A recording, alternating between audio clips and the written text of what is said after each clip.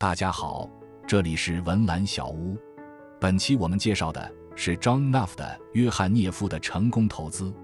John Neff 执掌温莎基金长达31年，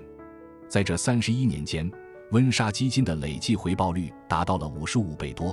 年平均收益率超过 13.7%， 常年超越大盘。因为资金规模增长过快，这支基金一度成为全美规模最大的股票型基金，并不得不主动对新资金关上大门，以保证策略的有效运行。约翰涅夫的成功投资系统复盘了这31年的实盘操作与交易账本，详尽记录了如何利用被市场冷落的资产建立安全边际，如何用一套严密的7要素选股体系筛选低估值资产，以及在市场狂热时如何冷静地执行卖出纪律。许多人习惯把这种风格称为价值投资或者逆向投资，但这并不准确。这套体系的精准定位是做一个纯粹的低市盈率投资者。低市盈率投资不是简单的捡便宜货，而是通过严密的计算，在向下拥有安全垫的同时，捕捉向上双倍增值的机会。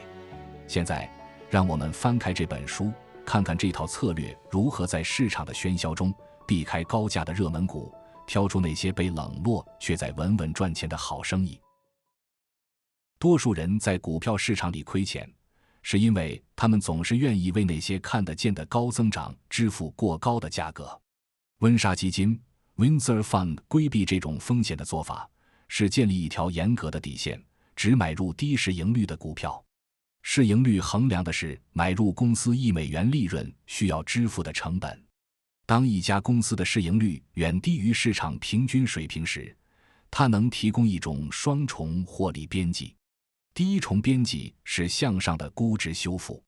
当公司业绩出现转机，市场重新关注它时，投资者不仅能赚到利润增长的钱，还能赚到市盈率扩张的钱。假设一家公司每股赚$1，市盈率只有5倍，股价就是$5。如果3年后每股收益增长到$2，市场情绪回暖，愿意给出10倍的市盈率，股价就会达到$20。利润只翻了1倍，但股价涨了3倍。这就是市盈率扩张带来的收益乘数。第二重边际是向下的安全垫，也就是收益有保障。低市盈率股票往往伴随着较高的股息率。在市场恐慌、股价暴跌的阶段，丰厚的现金分红能实实在在地对冲账面浮亏。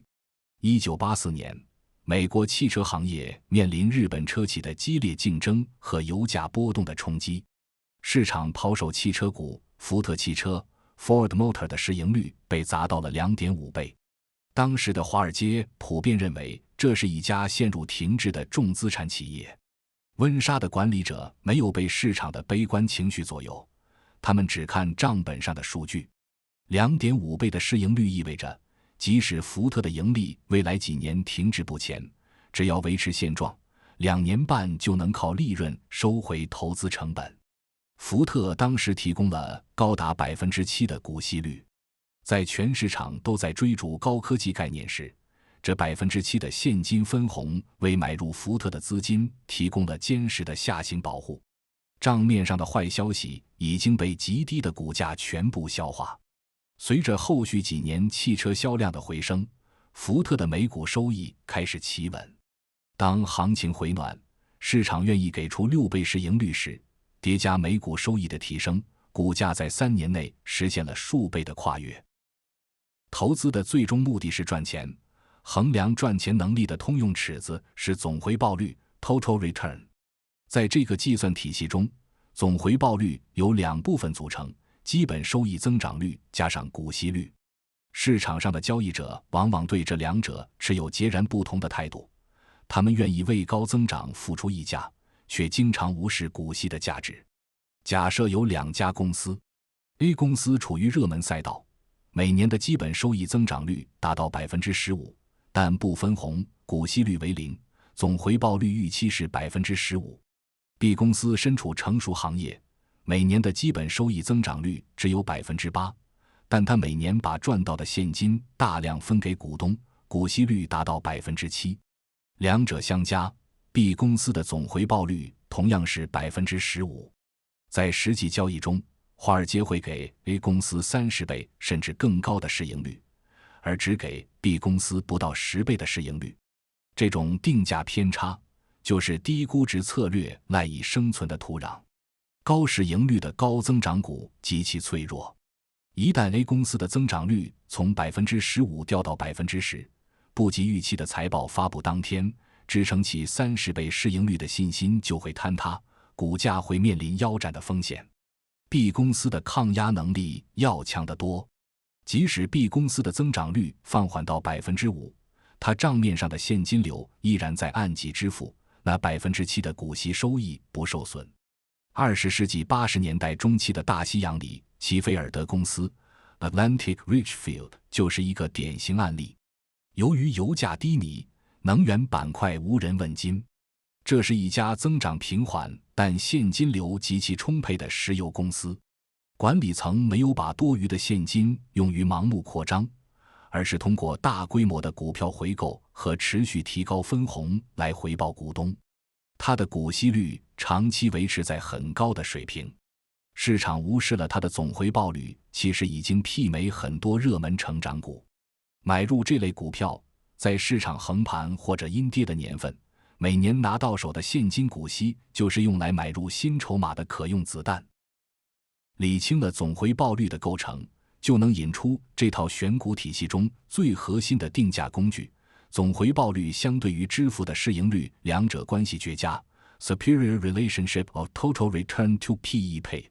它是用公司的预期总回报率除以它当前的市盈率，用算出的比值来衡量一只股票到底便宜还是昂贵，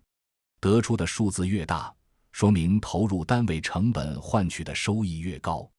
温莎策略设定了一条硬性标准，要求买入股票时，这个比值必须达到当时市场平均水平的2倍。1991年，美国爆发了严重的商业地产贷款危机，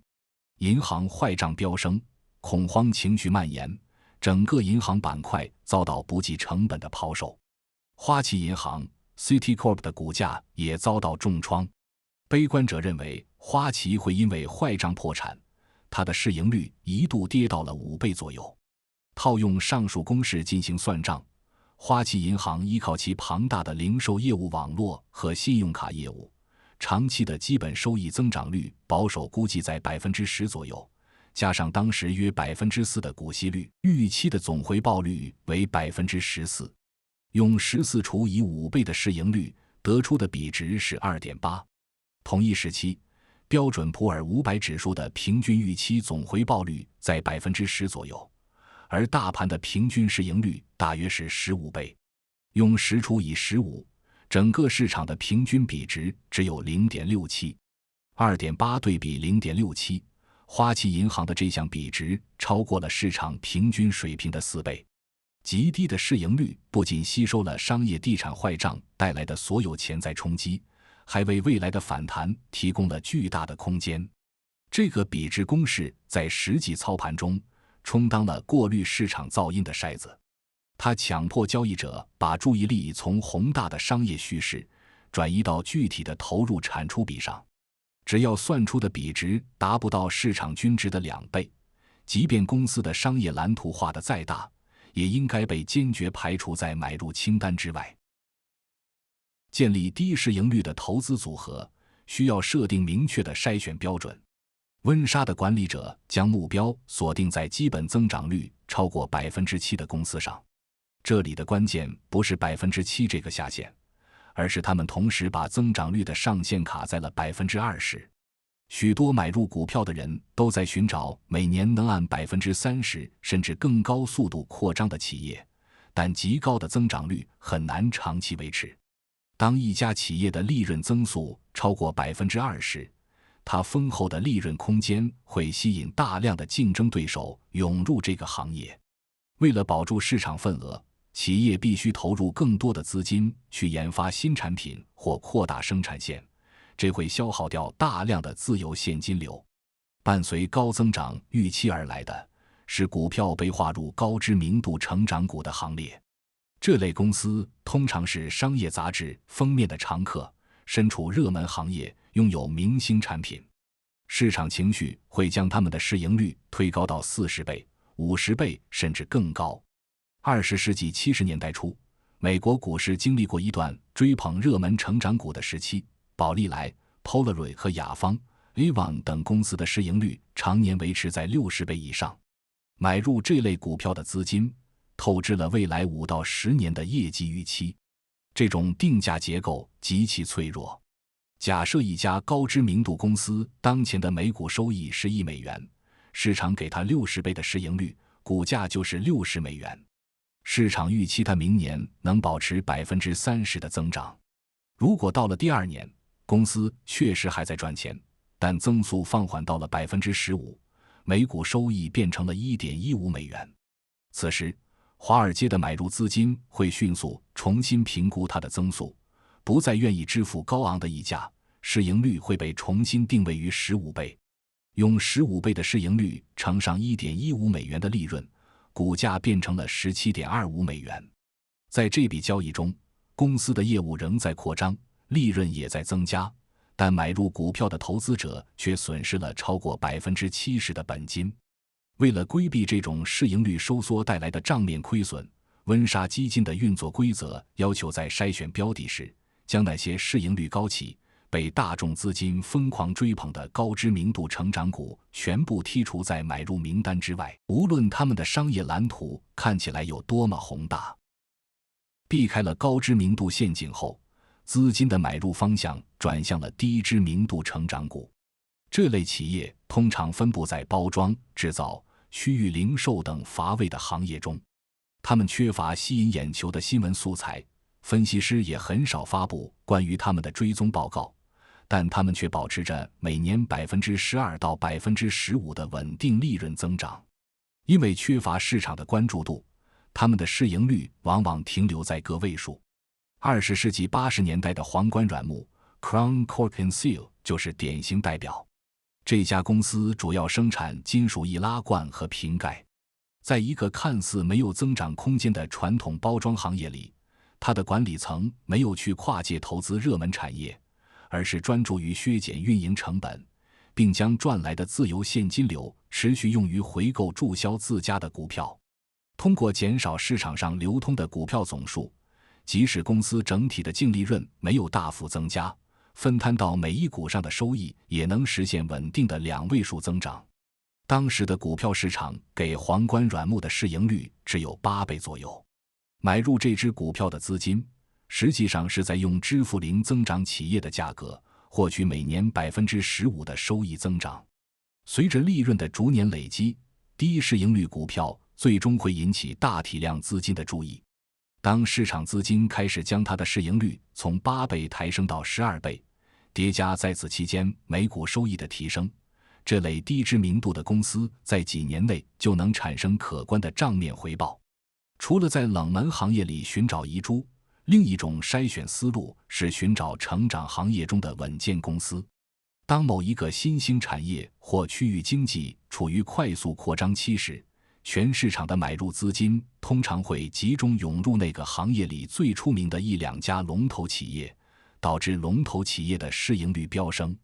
温莎的管理者则会把目光转移到同一行业中排名第2或第3的公司。这些稳健公司同样享受着行业扩张带来的利润增长，资产负债表也很健康，但因为不是行业的头号明星，他们只需要不到龙头企业1半的市盈率就能买入。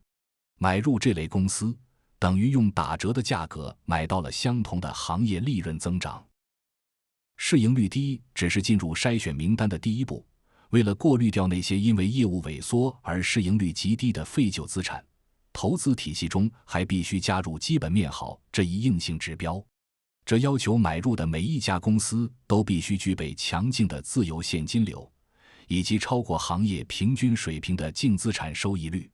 如果一家公司市盈率很低，但它每年赚到的钱还不够支付银行的利息，需要不断发新债来维持生存，那么这种低估值就是合理的。买入这类资产就可能会导致本金的永久性损失。对基本面的苛求，将温莎基金投资组合中最大的一块底仓引向了温和成长股。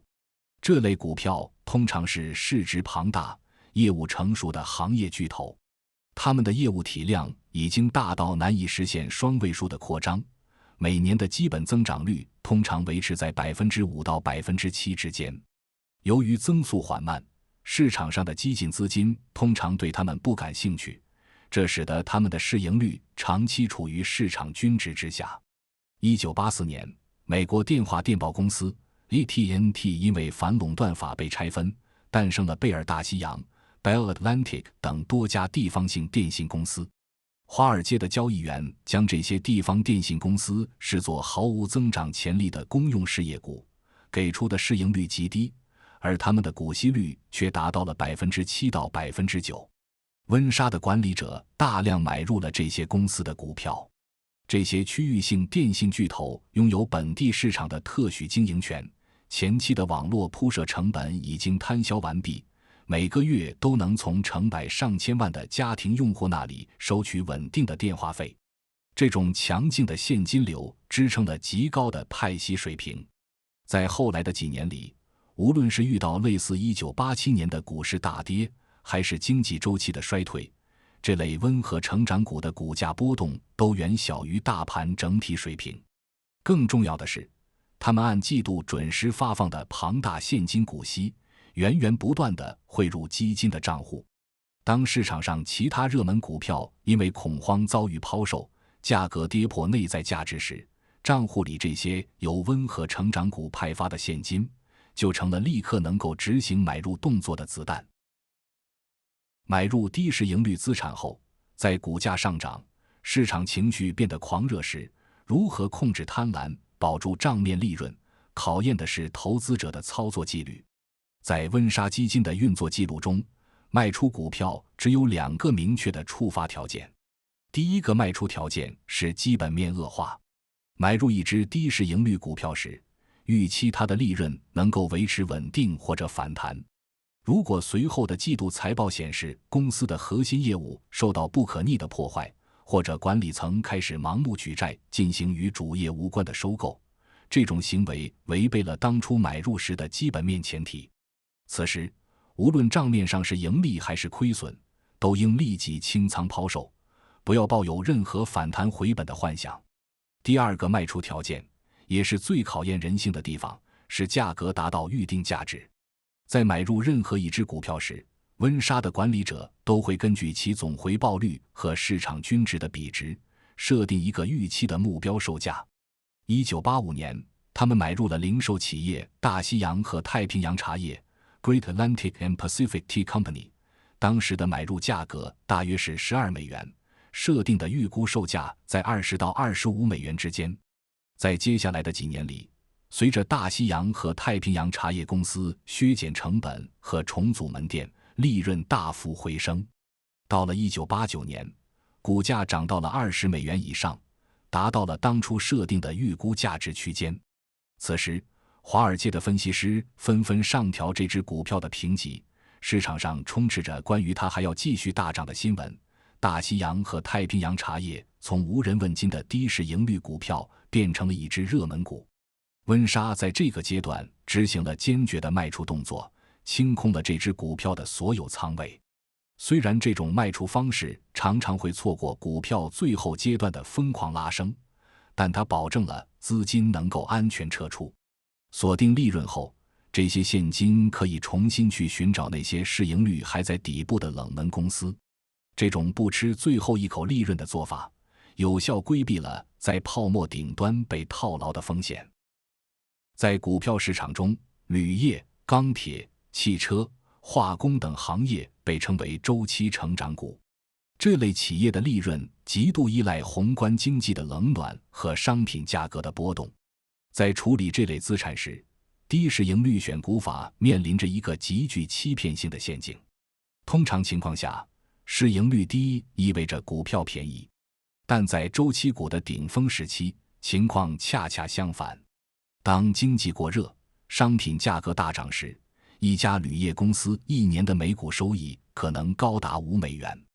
此时它的股价可能达到了40美元。用40除以5算出来的市盈率只有8倍。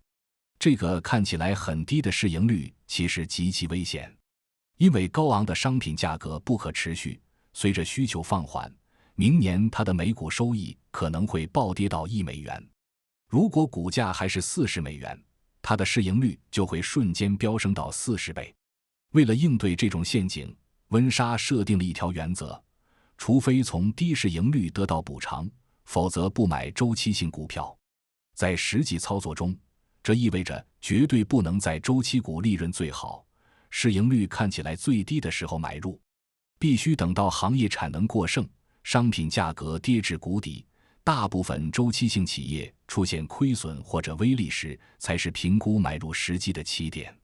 此时，企业的账面利润极低甚至为负，静态市盈率变得极高或者无法计算。温莎的买入资金会越过当前的糟糕财报，去测算当行业价格恢复到历史正常水平时，这家公司的常态化盈利能力是多少。如果按常态化盈利计算出来的预期市盈率能够比市场平均水平低40%到60%，才算得到了足够的估值补偿，买入动作才会被触发。掌握了周期股的门槛，接下来就是执行具体的买卖动作。周期股的交易节奏要求在市场情绪最悲观的时候出手买入。20世纪80年代初，美国经济陷入衰退，铝材需求暴跌。美国铝业 Alcoa 的厂房里堆满了卖不出去的铝锭，公司利润大幅缩水。新闻里充斥着关于铝业产能过剩和工厂裁员的悲观报道。华尔街的资金纷纷抛售这只股票，导致其股价跌破了每股账面净资产。温莎等待的就是这个时候。当时美国铝业交出的财报中，每股利润几乎跌到了0，但他们通过测算发现，只要铝材需求和价格回到历史平均水平，美国铝业每股能赚到$3到4。用当时暴跌后的股价去算，只要利润恢复到这$3-4，市盈率就只有5倍左右。作为对比，当时整个股票市场的平均市盈率是14倍。5倍对14倍，买入这只股票付出的价格，连大盘平均水平的一半都不到。于是，温莎大笔买入了这只股票。随着宏观经济逐渐复苏，铝材需求回暖，铝价开始止跌回升。美国铝业的产能重新满负荷运转，公司的季度财报上开始出现利润大幅增长的数字。当这些亮眼的盈利数据连续发布了6到9个月之后，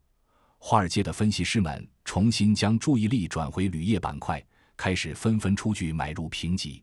在大量新资金的推高下，美国铝业的股价迅速攀升，市盈率开始向市场平均水平靠拢。此时，趁着市场交易活跃，接盘资金充裕，温莎将手中持有的周期股筹码全部派发给了那些追逐热门新闻的买家。周期股真正的最佳投资策略正是这种买在无人问津处，卖在人声鼎沸时，并坚持不赚最后一分钱的离场规则。约翰涅夫的成功投资是一本纯粹的股票交易复盘实录，他只算一笔最本分的账，